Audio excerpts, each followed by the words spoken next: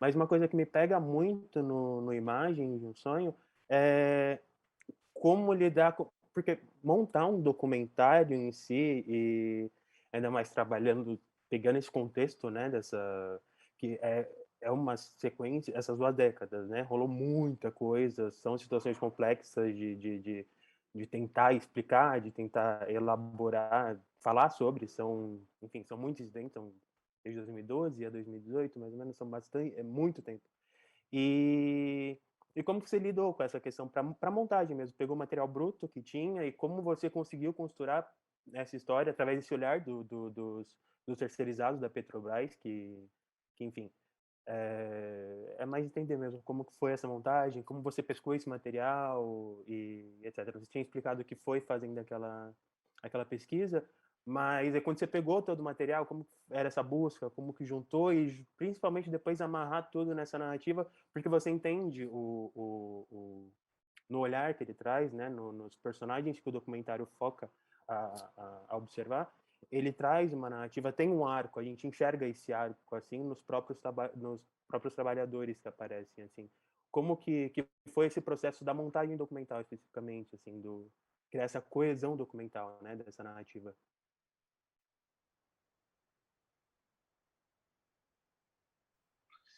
Então, cara, é complicado, né? Assim, a minha situação ela é um pouco diferente, mas pegando um pouco da tua pergunta anterior, eu não sou um operário, né? Então, eu não estou fazendo um filme sobre mim. E existe um debate muito interessante sobre descolonização do olhar, que eu acho que a Rosalie Borges, que é uma estudiosa muito importante, já colocou, que eu acho que é o limite no qual eu consigo me enquadrar, que é quando não se trata de um lugar de fala, ou seja, eu sou diretamente um operário, então eu falo desse lugar. Eu acho que para você não catalogar o outro de um lugar estrangeiro, e a partir daí a gente vai ter vários problemas, eu acho que é possível você construir uma relação de reconhecimento e vínculo, né? Então, ao eu ser um jornalista de um sindicato que atuava pelos trabalhadores, eu passei a ter um envolvimento muito grande. Eu consegui, inclusive, colocar isso na montagem, de uma forma a construir uma narrativa que, independentemente, inclusive, de qual, sei lá, é o viés ideológico desses operários retratados, o que está em primeiro lugar é colocar algo que é factual, né? E aí, eu acho que eu tento estruturar o filme na montagem a partir de uma hierarquia muito explícita, muito evidente e até básica, que tem um momento de ascensão e tem um momento de queda. E no começo foi muito intuitivo, a partir de vários relatos que chegavam em mim, a partir de trabalhadores terceirizados da Petrobras, de dizendo o quanto estava infeliz no trabalho, de dizer o quanto estava mais pesado o clima na refinaria, de eu ver trabalhadores terceirizados que eu tinha contato demitidos, com dificuldade.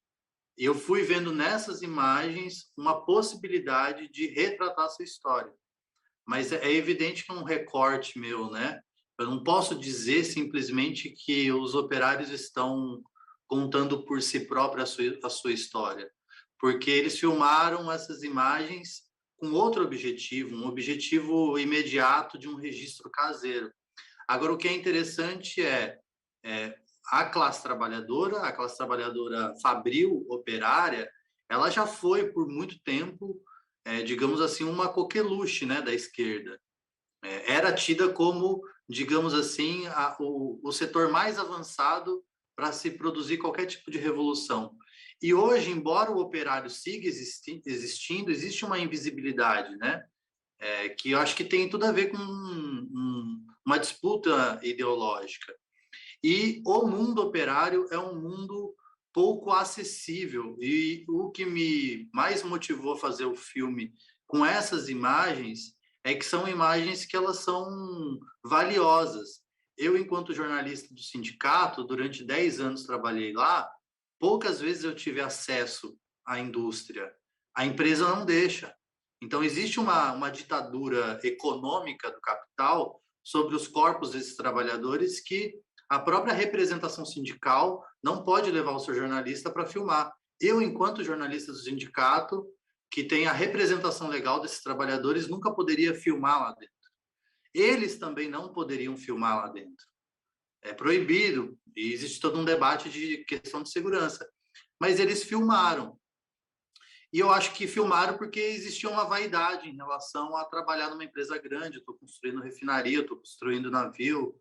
Algo, inclusive, é muito pouco comum, que é no mundo em que a gente vive, no mundo capitalista, o trabalhador se identificar com o trabalho, ter orgulho, falar com prazer daquilo que está fazendo.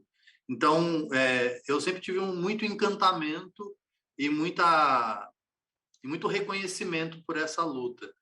E aí eu quis construir dessa forma, assim, eu acho que eu ainda estou num processo de reflexão, né, do ponto de vista do que foi essa montagem, de caminhos que eu poderia ter tomado diferente, mas, enfim, eu tinha essa minha experiência, eu me deparei com esses vídeos, e eu queria, ao mesmo tempo, também ter uma parte dedicada a minimamente contextualizar esse momento, que aí é o off que entra tal, e aí a partir também de leitura de livros sobre análise do último período, da situação da classe trabalhadora, e aí tentei fazer um pouco essa mistura, sabe, de ter um dispositivo que é diferente do clássico da entrevista, mas ao mesmo tempo ainda assim eu tive sim uma preocupação, digamos assim, de também informar um pouco. Eu não quis deixar tão solto.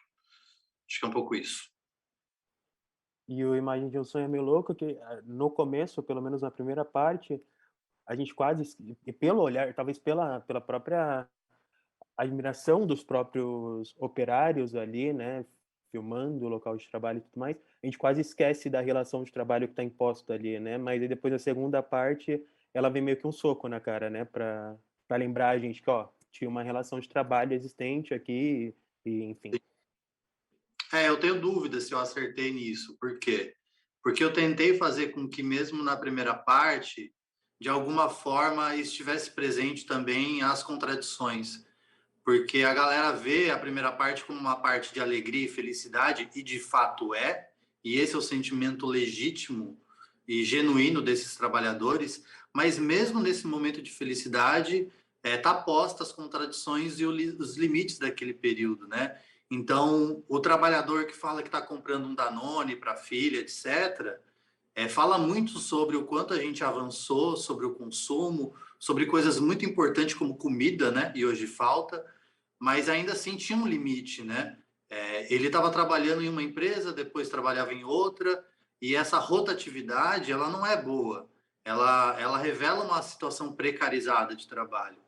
Quando o operário agradece a Deus pelo seu trabalho, a gente pode fazer um debate sobre o que foram os governos do PT e a sua relação com essas igrejas, e com uma ideia não de que eu, enquanto coletivo, classe trabalhadora, estou conquistando direitos, mas que eu sou a nova classe média e que eu, por mérito próprio e sozinho, consegui isso aqui, né? Ou mesmo quando o cara está em cima da torre achando muito legal, ainda assim é uma condição muito perigosa, porque inclusive os trabalhadores terceirizados são os que mais sofrem acidente, são os que mais morrem, e em sua maioria são operários negros. Então, mesmo no momento de felicidade, tem, digamos, esses limites e contradições. Agora, é evidente que, inclusive, quando a gente vê hoje um país governado por Bolsonaro, apesar de todos esses limites, contradições e problemas, é categórico, né, que existia uma situação antes superior ao que a gente está vivendo hoje, que é barbárie, né? Então, eu tentei colocar um pouquinho de contradição, eu não sei se fui muito bem sucedido, mas ao mesmo tempo eu tinha muita consciência do que eu queria, que essa era a estrutura prioritária para eu ser fiel àquilo que eu também vivi e enxerguei ao longo desses anos. Massa. É que olhando de agora as primeiras imagens, talvez, dado o momento que a gente tá, elas soem realmente mais românticas, mais felizes, assim, mas realmente. Pietra? Que Eu é, acho que tem uma coisa dessa plataforma de petróleo, de toda essa indústria que tem, acho que até o título, né, Imagens de um Sonho, no começo ele realmente parece um sonho, sabe? Porque eu acho que tem também uma coisa muito misteriosa acerca do que acontece ali. Então, quando a gente começa a ver essas imagens, a gente fala, cara, são os trabalhadores realmente filmando esse trabalho que a gente até então não tinha nenhum contato com, né? E eu acho que depois é isso, esse sonho vai se ruindo, assim, né, ao longo do, não só do filme, ao longo da, da- do que acontece até hoje, né? E eu acho que uma coisa só, a gente tem mais 10 minutinhos aqui pra gente terminar, então eu vou falar aqui mais uma última coisa, depois o Marco pode terminar, a gente passa uma última rodada, vocês já podem se despedir também aí. Eu acho que tem essa coisa da invisibilidade também, que você tinha comentado, Leandro, e eu acho que isso também acaba passando ao longo de toda a sessão, né? Eu acho que é interessante a gente ter um filme na sessão que é uma pintura inteira e ao mesmo tempo ter um filme que são imagens gravadas pelos trabalhadores, sabe? Então, de fato, essa produção de imagens sendo tomada conta por quem de fato está sendo ali retratado, né? Por mais que você não seja um operário, né? Você teve o trabalho de colocar aquelas imagens ali para elas estarem sendo expostas e elas foram gravadas por essas pessoas, né?